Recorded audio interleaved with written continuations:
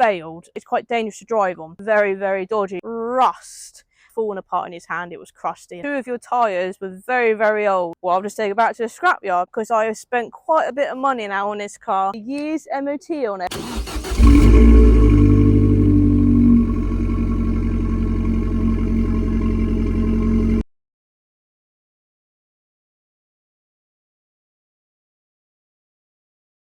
Hi guys, what is going on? Now I have to talk quietly and calmly because I'm very excited and also extremely nervous. So it's just before 8 o'clock on a Saturday morning, and Project Proton, my rare Proton Satya 1.3 Li that I bought cheap from a salvage auction without MOT, was last on the road. Let's make a point, was last on the road in November 2023. It was booked in for an MOT this morning, and as you've seen in previous video, make sure no one's coming. We've given the car a service. She's got new plates on, new wipers. If you haven't checked out that video, then go and check it out. This morning, rest in peace to any kind of friendliness I'm going to have the neighbours now on, because I need to loudly pump up some of the tyres because I forgot to check them last night. The only legal bits I can do with this car, because it's currently like unroadworthy, is insure it. I was going to temporary insure it this morning, but it seemed like a whole policy was really cheap. So car's insured, not taxed, obviously not MOT, because I can't tax the car unless it's got an MOT. First stop is a fuel station about 5 minutes away. The car's got some fuel in, run a bit lumpy probably because it needs a load more new fuel in to maybe mix with whatever old fuel's left. So yeah, pump up the tyres and I'll see you at the MOT station, which is actually a dealership where I used to work at. So I guess I'll probably maybe see you at the petrol station, see you at the MOT station. Very nervous, first drive incoming, MOT results incoming I guess. So let's get the tyres pumped up loudly and I'll see you at our next stop.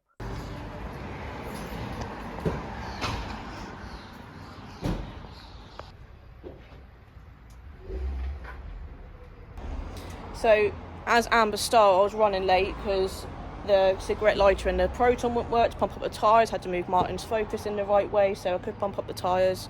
But we're here now at Simon Hartwell Citroen, a place where I actually used to work. The Proton is going to a Citroen garage for its MOT. Smells a bit hot. She's got 25 quid worth of fuel in. She drove us here really good in all the gears as well. Just smells a bit hot. All the levels still seem okay. Let's just, someone I know is testing the car, so hopefully he's not too nasty with the car. I think some tyres might still need pumping up, but main thing is we have made it. We are here at the MOT station in a car that hasn't been driven since November 2023, and she's done it.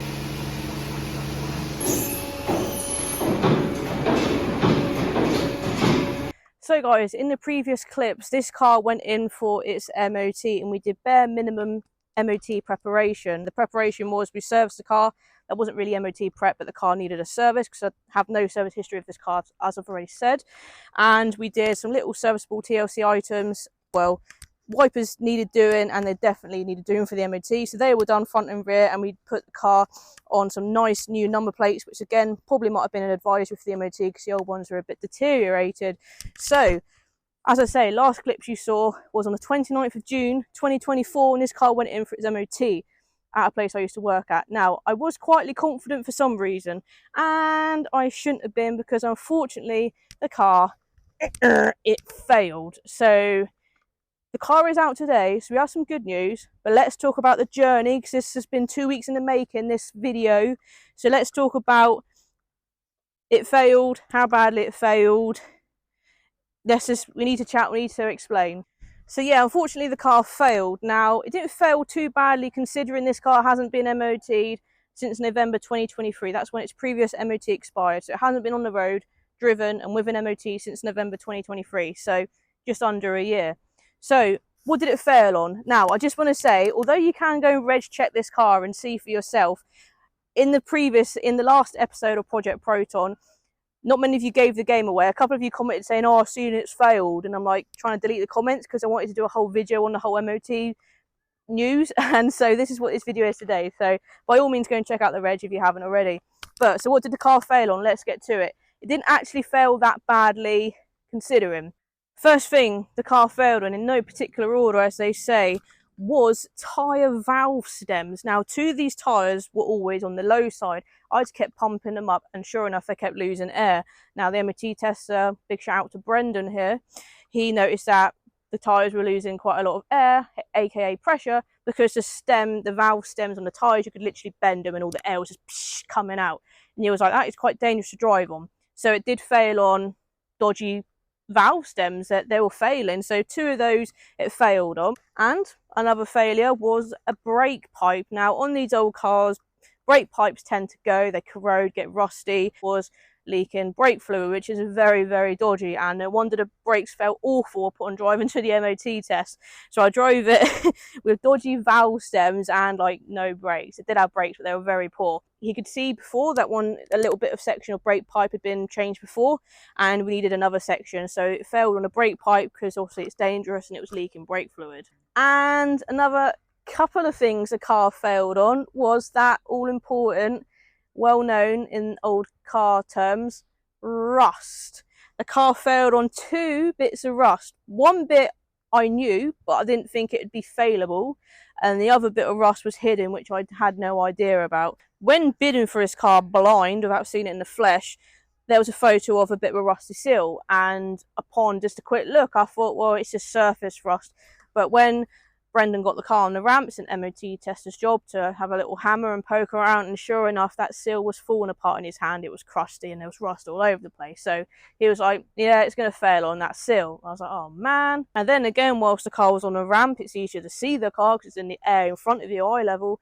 He spotted another bit of rust which I had no idea about, and it's actually in the driver's side rear arch, so just behind the wheel where the mud collects generally. There was again an actual hole which you could press, and it was getting crustier upon pressing. But thinking of the positives from that MOT fail, it passed the emission surprisingly okay.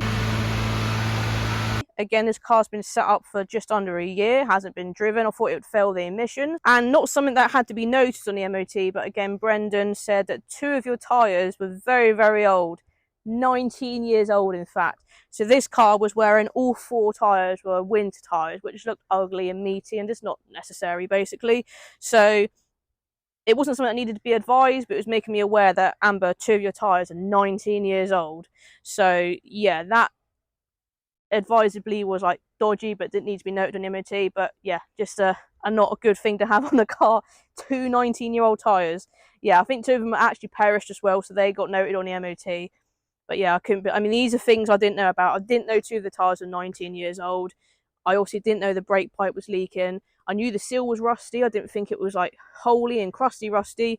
And I wasn't aware of, like I say, the inner arch rusty. And because of that leaking brake pipe, the brakes weren't tested on the rolling road machine because Brendan said, look, it's too dodgy to want to test it and it might squirt out fluid. So the brakes weren't tested because of the leaking brake pipe at the time. So it failed on brake pipe, the valve stems, and the 2 bits of rust effectively.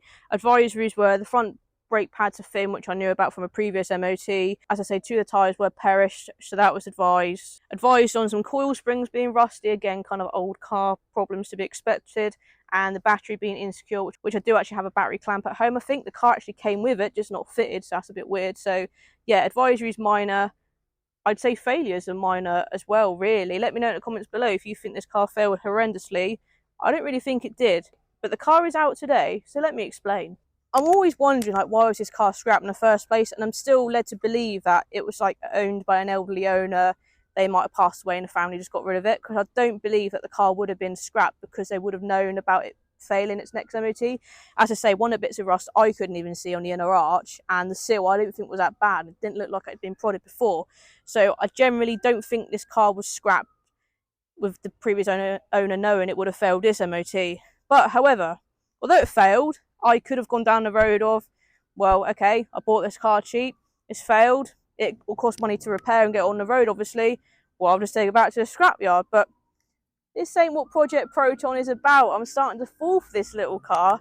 And the car is on the road today, battle scar and all. And she now has a year's MOT on it, thanks to Brendan and thanks to my bank account. I am actually buzzing to now talk about how the car's now on the road. Well, it's on the road because it has 12 months MOT, a fresh ticket, as they say. So I am absolutely buzzing. So my first question to Brendan was, can you fix it to get it through an MOT?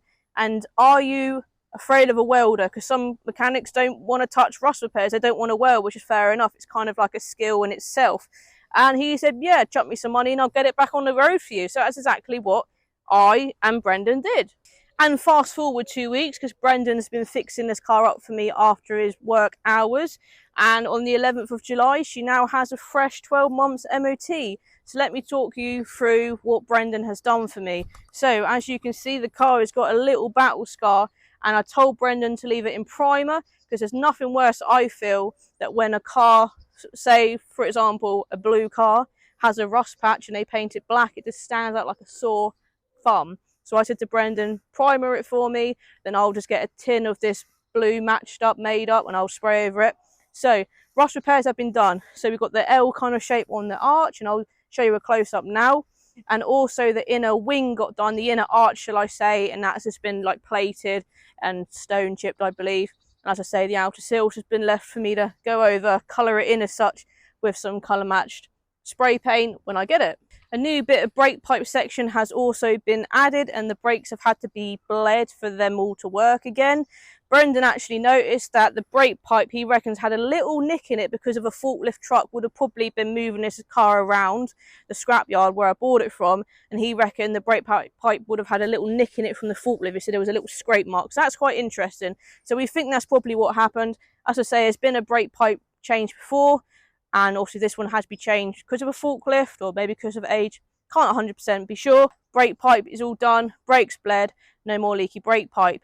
Good stuff. When it comes to the valve stems, I said to Brendan originally, can you just fix the valve stems, aka replace them? And he said, yeah, sure. And then he said, well, why don't you change all the tyres? Because I didn't like them being winter tyres, as I said. And then I knew that 2 of the tyres were 19 years old as well. Wasn't looking so good for the Proton. So I looked at pre-worn tyres, used tyres, and they were like 30 quid. And then I looked at the cheapest brand new tyres I could get. And for £7 extra, I could get brand new tyres. So these are Safe Rich. I've never heard of that brand before. I don't really care. I don't care if you put comments, oh, you should have gone for Michelin's. I'm not putting Michelin's or Pirelli's on this old scrap car. It's lucky to have new tyres as it is, I feel. Emptied the pockets a bit more, and she's now got 4 brand new tyres, budget tyres, but they're brand new, not pre-worn like I was going to do. And yeah, so that's another MOT fail done. The valve stems were fixed, and I decided to treat her to 4 brand new tyres. Don't get me wrong, she still has a couple of MOT advisories, which are just advisories, things to watch on. As I say, 2 of the springs, haven't touched any of the springs, 2 of them are corroded, not worried about that. Brake pads are wearing thin, that is still an advisory obviously. And the battery clamp, well, the battery being insecure because it hasn't got a clamp at the moment. So we have future plans for this car. Project Proton series of videos is going to continue. The car now has an MOT, but we're not done just yet. This car is costing me more than I thought, but I feel like I want to give it the TLC it needs and the money it needs to get it on the road nice and safely. So let's just talk to you about the future plans in this video. So it's great. You might be thinking, well, the car's got 12 months MOT. Give us a driving video, Amber. Go and take some car shows and car meets up and down the country. No. Although this car can be driven, it's all road legal, insured and taxed and MOT'd, I'm not going to be driving it around that much. And that is because, first of all, the brake pads are wearing thin. Not the end of the world. We're going to be sorting the front brake pads very soon, hopefully. Cam belt is another big one. In the previous episode when we were servicing it, I said to my dad, just take off the cam belt cover and let's see what the cam belt's like. And there are a couple of little lines on it. Now, obviously, some of you guys are a bit worried for me in the comments below. We're like, look, do not drive the car, change that first. I am going to kind of use the car a little bit, very minimally around, like I've driven it like a mile from my house today to do this video, for example. But I'm not going to be driving the car at all until that cam belt's done. Now, the cam belt isn't driving the water pump, or however you say that. So I literally just need the cam belt itself. I don't need a water pump. So the cam belt change is going to be really cheap. And I am going to get Brendan, I'm going to call him my mechanic, to give me a quote for that as well. And while we're doing the cam belt, the auxiliary belt, power steering belts, those belts in front of it will also get changed for the sake of it. So yeah, the car won't be fully 100% enjoyed until, most importantly, the cam belt is done, because I have spent quite a bit of money now on this car. And I don't want to be so excited that I go driving it around too far and the cam belt snapped, and then it really might have to be a scrap car again. So fingers crossed. it will just survive a couple of little local journeys. It probably won't, to be fair. I'll probably just bang it on the driveway until I get a quote from Brendan and he can do the pads and the cam belt. So guys, let me know what you think in the comments below, and let me know if you maybe want like a price breakdown of this car, because although I've bought it, I spent way more money on the car. When I accidentally bought it, there was auction fees I didn't know about, so I bought the car for like I say, nearly triple the price. The MOT wasn't plain sailing, it's cost me money, and I decided to buy some tyres, which I didn't really have to do, but I thought it was for the best. And, you know, technically, you might think, we'll just risk it with a cam belt and leave the brake pads, but I don't want to do that. I don't know what to do with this car, because you guys seem to love it.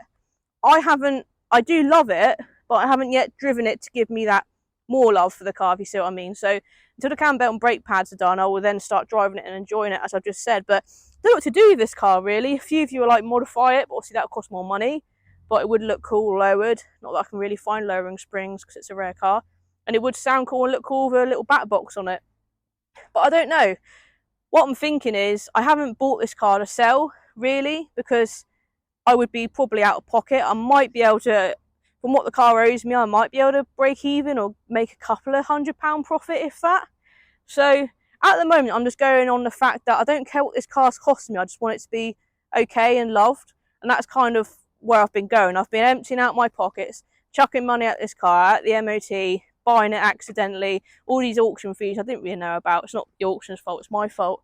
And I've kind of just been spending money on this car willy-nilly just to get it to this place today. And as I say, it's still not 100% finished, and I want to pay to get it more finished. So let me know in the comments below if you're happy for me.